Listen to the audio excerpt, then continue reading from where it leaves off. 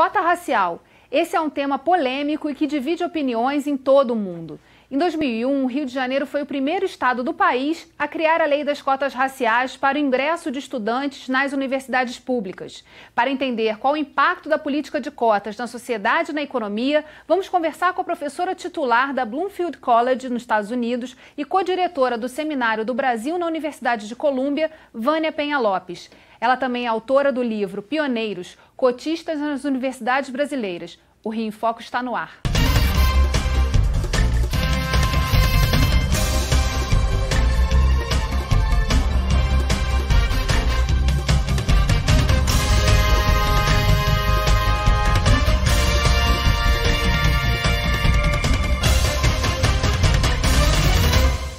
O Rio em Foco recebe Vânia Penha Lopes.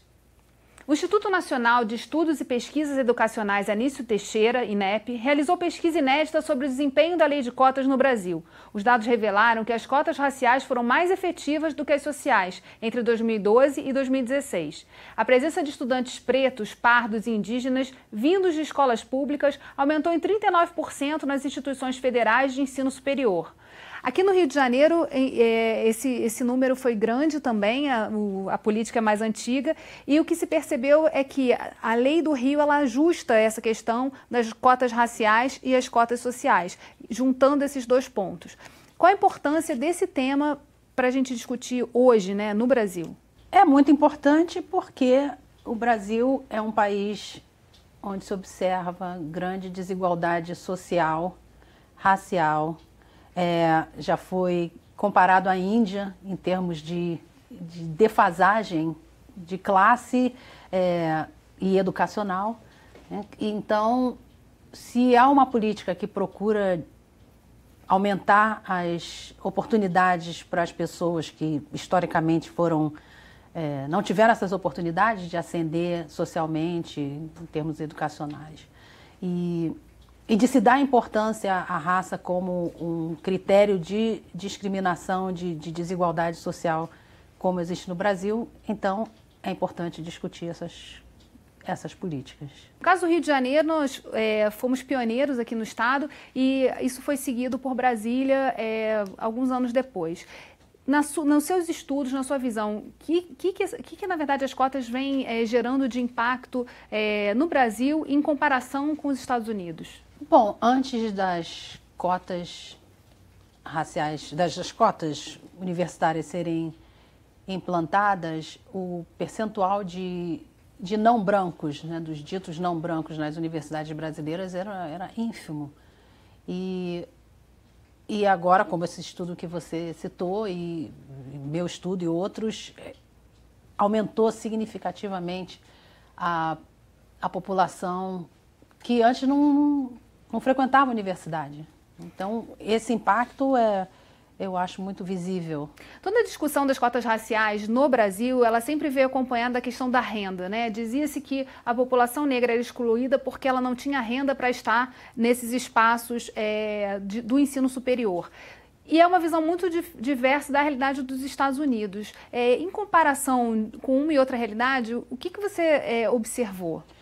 Bom, uma diferença é que os Estados Unidos foram guiados por uma lei segregacionista de 1896 a 1954 e em 1954 a Suprema Corte aboliu essa lei de separados mais iguais, que na verdade eram separados e desiguais racialmente, mas 10 anos depois não tinha mudado o suficiente, porque a lei tinha a ver com as escolas, como as escolas eram segregadas, e a ponto de as crianças negras terem menos acesso à educação, os professores negros ganhavam menos que os professores brancos.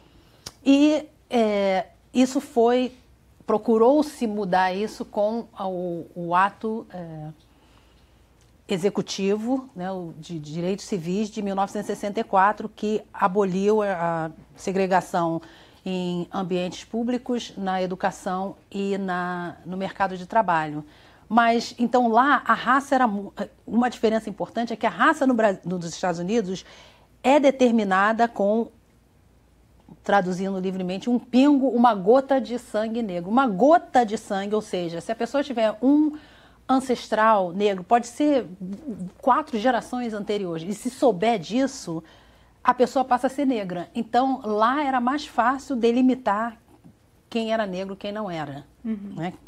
Bom, isso está mudando, mas era assim. Então, os negros nos Estados Unidos, por causa do racismo, tendiam a ter renda inferior à dos brancos.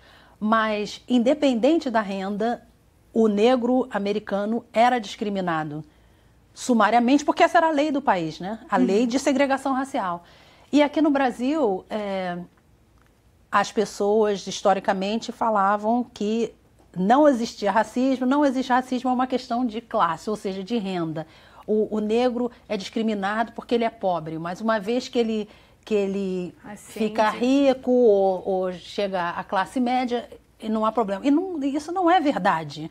O que muda é a faceta do racismo. Uma pessoa de classe média negra vai frequentar certos lugares e aí ela chega lá e para todo mundo, um restaurante, por exemplo, para todo mundo de comer para olhar para aquela aves rara, porque não tem nenhum negro ali. Então, isso é uma forma de discriminação, de preconceito. Né? Mas, na verdade, nos dois países, o que existe é uma interseção de raça e classe. Porque é o que eu digo aos meus alunos, ninguém acorda de manhã e pensa, hoje eu vou ser só mulher, eu não vou ser negra, eu não vou ser brasileira, eu vou ser só mulher. Amanhã eu vou ser só negra, amanhã... Não, é sempre uma interseção. Então, à medida que a gente interage uns com os outros, um lado pode aparecer mais que o outro. Um ponto interessante também é que nos Estados Unidos, né, avaliando todas as ações afirmativas, ficou muito claro que quem foi mais beneficiado foram as mulheres brancas e não necessariamente os negros. Por que disso? Porque a lei foi um ato executivo de 1964 que foi imposta às instituições de nível educacional e aos empregadores. Quem não seguisse a lei podia ter que pagar uma multa, podia perder incentivos federais. Então, existe essa tese do William Goode, que era um antropólogo americano, que diz, e ele falou isso sobre feminismo, mas eu adapto para as relações raciais, que era quando um grupo no poder é forçado a fazer concessões, primeiro ele vai fazer concessões aos que se parecem mais com ele. Então, nesse caso, o grupo de poder, no poder nos Estados Unidos, são os homens brancos.